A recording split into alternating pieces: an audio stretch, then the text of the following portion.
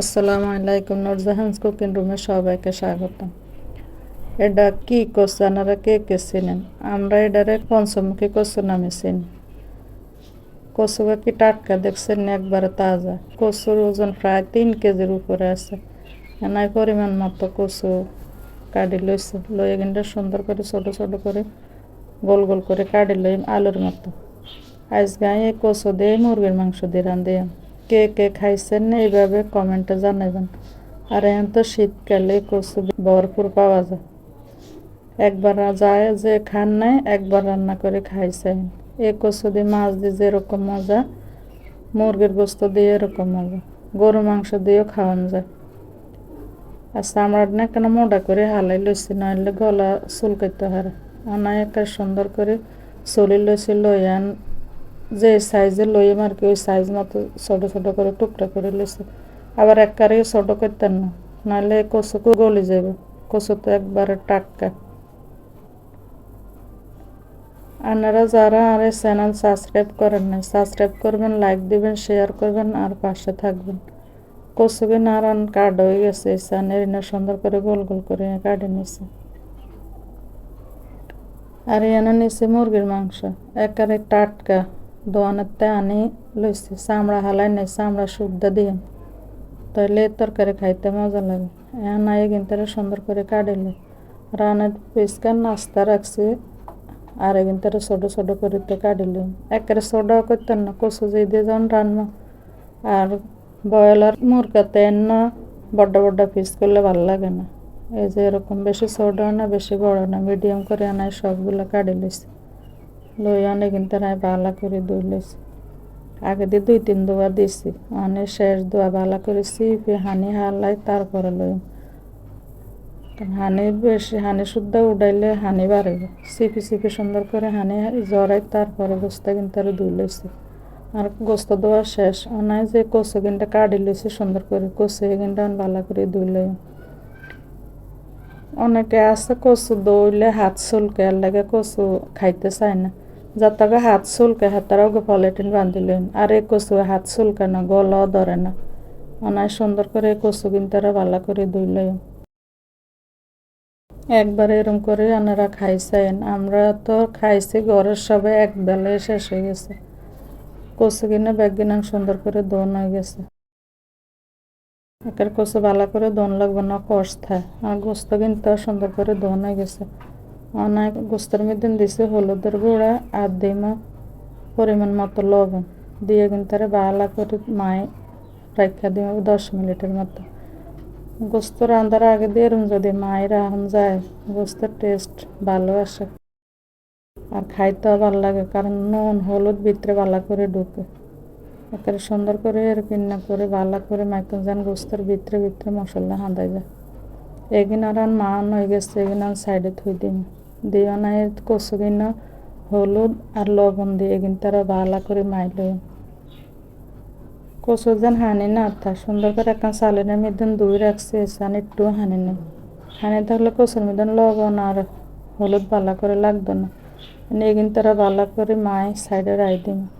অনেক হাইলার মধ্যে দিয়ে দিছি পরিমাণ মতো তেল। তেল ভালো করে গরম হয়েছে, অনেকখানি লবণ চিন্তা দিয়ে দিছি যেন গোস্ত কিনে আটকে না যায়। এনে আস্তে আস্তে গোস্ত কিনে দিয়ে দিয়ে সুন্দর করে কিন্তু ভাজি লইম। গোস্ত এর কিনা করে যদি ফারানো মুরগার ভাজি কচু দিয়ে রান্ধে, একটা দেশি মুরগার মতো স্বাদ লাগে। আর একবার খাইলে বারে বারে কচু দিয়ে খাইতে মন চাইবে। আর এক হিট হয়ে গেছে, গোস্ত আমি উল্টে দিছি আরও হিট। একটা সুন্দর করে ভাজি নেই। আর গোস্ত ভাজার সময় চুলের আঁচ বাড়াই দিলে ভালো হয়, তাড়াতাড়ি করে গোস্তকে নিয়ে হয়ে যায় না। কম যদি আছে ভাজা তাহলে বেশি সিদ্ধ হয়ে যায়, রান্না আর ভালো লাগে না। আর গোস্ত কিনে হয়ে গেছে, হেগিন উঠে নাই বাকি গোস্ত কিনে দিছি দিয়ে কিন্তু আর এনে সুন্দর করে উল্টাই পাল্টাইতে ভাজিলে। আলহামদুলিল্লাহ আমার চ্যানেলে, আমার ইউটিউব চ্যানেলে প্রায় 77 জন সাবস্ক্রাইবার হয়ে গেছে। আলহামদুলিল্লাহ, যারা আমার চ্যানেল সাবস্ক্রাইব করছেন তাদেরকে অসংখ্য ধন্যবাদ। আমার চ্যানেলটা সাবস্ক্রাইব করবেন, এভাবে আমার পাশে থাকবেন। আর মাংসের এক ফিট হয়ে গেছে, উল্টাই দিচ্ছে দিও না, আবার এখানে উল্টাই পাল্টাই দিই। গোস্ত এগিনে ভাজা হয়ে গেছে, এগিন তারা উঠাইলে একবারে বেশি লালও করে নি আবার কাঁচাও রাখিনি। গোস্ত হয়ে গেছে, অনেক কচু নুন হলুদ দিয়ে দেন মায়ের রাখছে, কচু কিন্তু একটু ভাজিলে কিন্তু যদি ভাজি রাঁধে কইতে একবার যদি রাঁধিয়ে রান্না করে খান আলু দিয়ে আর গোস্ত খাইতেন না। এই কচু কোনায় আছে টমেটোকে এই কচু দিয়ে খাবেন, এরকম করে যদি ভাজি একবার রাঁধে এনে কিন্তু তারা সুন্দর করে উল্টায় পাল্টায় ভালো করে ভাজে নিয়ে একখানে হালকা লাল লাল হওয়া পর্যন্ত। আমি অনেক খুশি, আমার ফ্যামিলিতে আমার আরো ৭৭ জন সদস্য হয়েছে, অনেক খুশি। আপনারা এইভাবে সবাই আর পাশে থাকবেন আর চ্যানেলটারে অনেক দূর যাওয়ার জন্য সাহায্য করবেন। ওনার কচু কিনে ভাজা হয়ে গেছে, এখান থেকে ওনায় আটটু বেলা এখান থেকে উঠে নিবে সানের লাল লাল করে ভাজি নিচ্ছে। আপনারা যদি বাজার না খাইতে চান চাইলে আপনারা আলুর মতো কাঁচাও দিতে পারেন, কিন্তু বাজির আনলে এটা টেস্টে অন্যরকম। আজ তো খাইছি, আজ জানি কি মজা যে হয়েছে। কচু কিনে উঠে হেলাইছি, অনায় হে তেলের মধ্যে দিয়ে দিছি তেজপাতা দারচিনি এলাচ আর দিছি পরিমাণ মতো পেঁয়াজ দিয়ে পেঁয়াজ কিনতে ভাজি নিই সুন্দর করে, কিন্তু একটু হালকা করে ভাজি নিই, বেশি লাল লাল করতেন না। বা হালকা ভাজি নিয়ে দিয়ে দিছি আদা বাটা, দিয়ে দিছি রসুন বাটা দিয়ে কিন্তু ভালো করে আবার একখানা কষাই নিই।